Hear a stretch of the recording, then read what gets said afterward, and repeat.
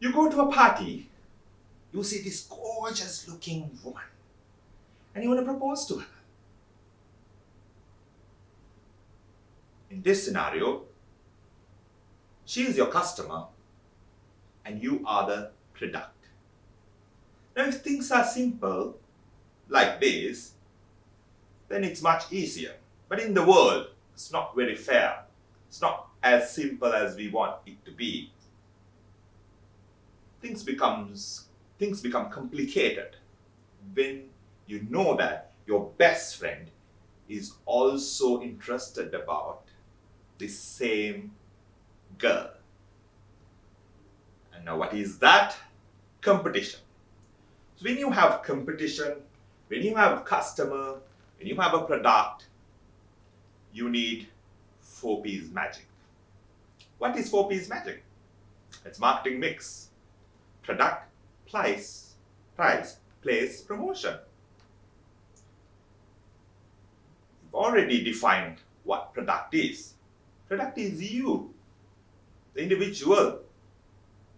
But then let's see what product strategies we can use in a complicated situation like this, when there's competition, when there's someone else interested about the same girl.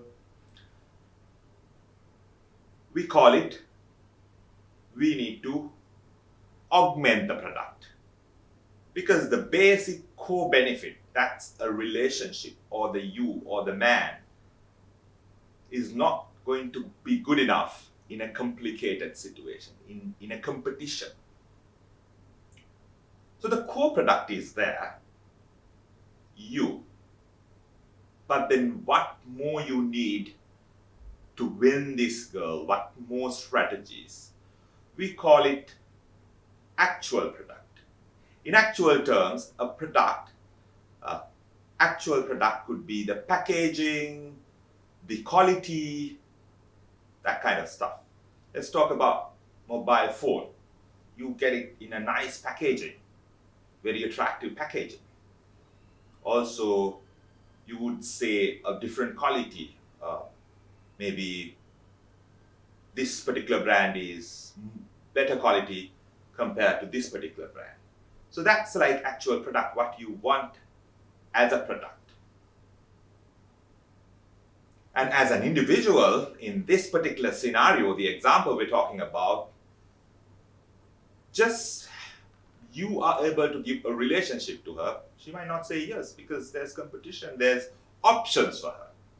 So you need to be probably friendly, funny, caring, handsome. So all that's part of actual product. Is that enough? No. So the core benefit is there, the actual product is there. Now we need to also augment it. If it's a mobile phone, you give a warranty, you give after-sales services. So that's your augmented product. Some more additional strategies to win the customer. In this girl's scenario, you may have to probably assure her that you would never betray her in the future. So that's the augmented product she would get. Okay, is that enough? No, so that's, you have a product. The augmented product strategy is there. But you also have to have a price. Now, if you take the same mobile phone industry, there are different types of pricing they do. Sometimes the most basic strategy is cost plus pricing. You manufacture a product, it costs X amount, you add a margin and you sell it. So obviously you're going to get profits as long as the customers are there to buy it at that profit. So because of that, we need to use other types of strategies to be more competitive in the market. What other strategies we can use when it's come to pricing? You might have heard of market penetration pricing. You have very low margins and you're trying to capture the market. The opposite of that is market skimming, is that you have high margins and make a lot of profits. Now, if you take the same mobile phones, Apple used to invent a lot of things, bring in new technologies. So moment they bring in a new technology, they use market skimming method. They'll keep high margins and make a lot of profits. But if you take a brand like Huawei, they copy the products from other brands such as Apple. So they keep very low margins and try to compete with products like Apple. So the people have to pay less at the very little margins, but you sell it to a large number, so you sometimes make more profits than the original product that they have copied. It doesn't have to be original and duplicate, but it can happen in any industry, that depending on the pricing strategy you use. The catch here is the margin, the size of the margin and the number of units you sell. So even if it's a £1, the margin is you sell 100 units, you make a profit, the total profit of £100. But let's say your profit is £2 and you sell 50 units, so you make the same total profits, like £100. But what if people, like if it's the same technology, people would like to buy the product that has £1 margin because it's cheaper for them, it's low cost for them. So then the person with £2 margin might lose the game. So these are pricing strategies. Another pricing strategy could be luxury pricing. You might have seen certain brands such as, let's say, Rolex watches. Their cost of production is sometimes comparatively low, but then they have massive margins because they want to maintain that price. Even though the cost of production is not so high or not as much as the price, they want to sell it at a much higher price, because if you don't keep that margin and if you don't keep that price, no one will buy it. So in luxury products, higher the price, higher the demand. Imagine you bring in a Rolex watches prices very low and very competitive with other brands in the market. No one would buy a Rolex, because there's a market for Rolex is because of its price. So they have to maintain the luxury pricing strategy for them to have that particular demand. Also about psychological pricing. Now certain brands, they like keep prices at 9.99 pounds or dollars. What do? Sometimes we have psychologically, consumer psychology. Consumers have like, okay, I'm not going to spend anything beyond this amount. Or it could be that they feel it's expensive when it becomes £10. So they leave it at that. So trying to psychologically attack the customer. So now, what about the scenario here, the girl and the boy and the competition? You can be arrogant, like market skimming. You don't want to talk to her much. Sometimes girls might like that.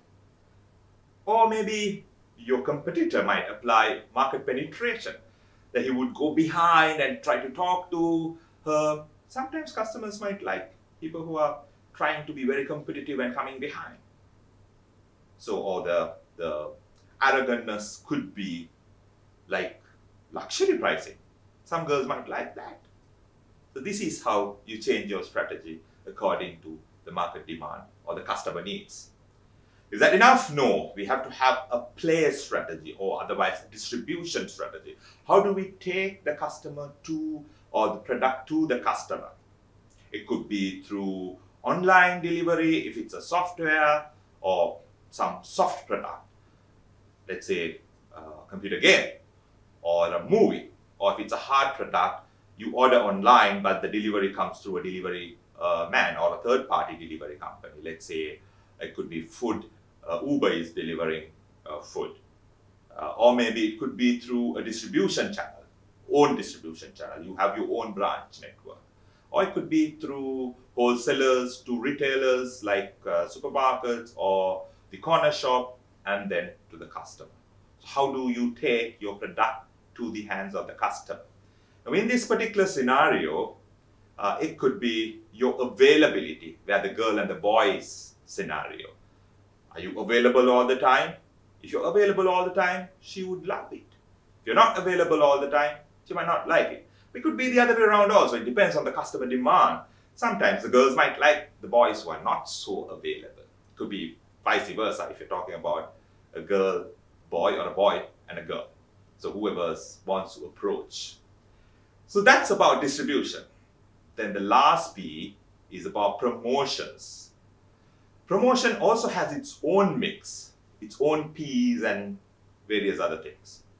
So promotion mix is advertising, public relations, personal selling, and also sales promotions or direct marketing, or it could be telemarketing, a lot of things that you can do under promotions. But the most commonest promotional strategy you might have heard is advertising, that you talk about the product on different media. It could be TV, online, radio, newspapers. You put advertisements for people to see your benefits and what price, all of that. So you directly promote. You directly say, come and please buy me. The girl and boy scenario, you're sending a letter. Okay, please, I love you. I like to be your partner.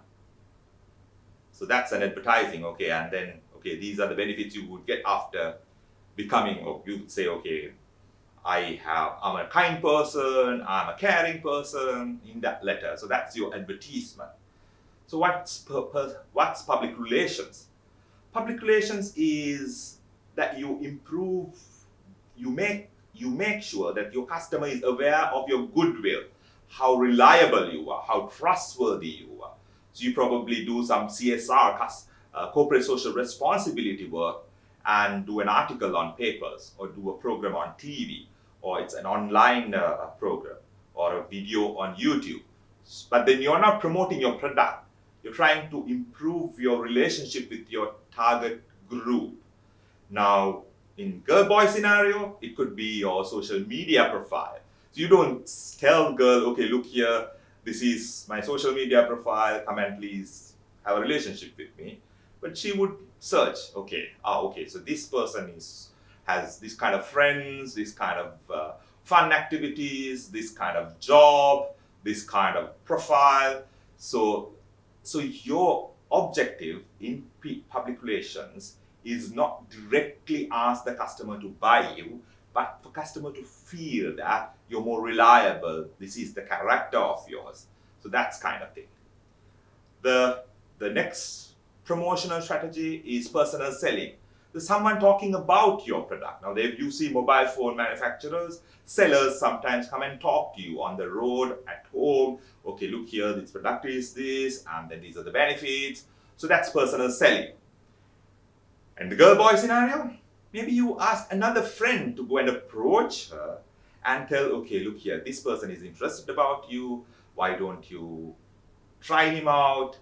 And things like that. And these are his qualities. So that's personal selling. And sales promotions. In mobile phones, let's say, you buy a mobile phone, you get a banded pack, another product, like maybe additional battery or a power bank with it, or maybe some discounts, or some installment scheme, or that kind of thing. So that's sales promotions. That strategy allows you to sell more and more, or to promote sales.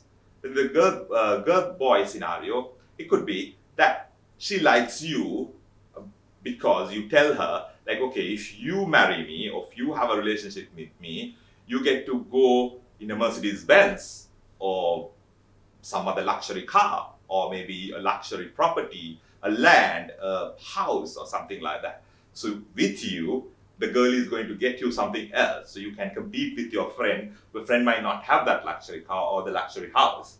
So that's you call sales promotions. Now, is that enough? So we talk about price, place, promotion, product, all those strategies. Is that enough? Yes, that's enough, but they need to be coherent. What do you mean by coherent? They need to work together. They need to be interconnected.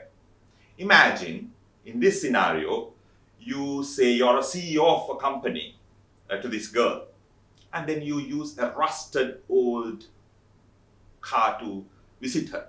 There's a mismatch.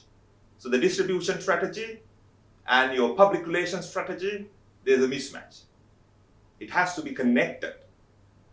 It has to, if you're a CEO, you have to obviously go in a luxury car, be available in a luxury car. So that's connected. Otherwise, people will distrust you. So make sure that there's a connection between the two. Now, for an example, if you're talking about mobile phone, the same product, or let's say Rolex watches. What if their distribution strategy is supermarkets? It's available all over the place. Then our Rolex usually have their exclusive showrooms to sell Rolex watches. But if they're freely available, the distribution strategy and the pricing strategy, there's a huge mismatch.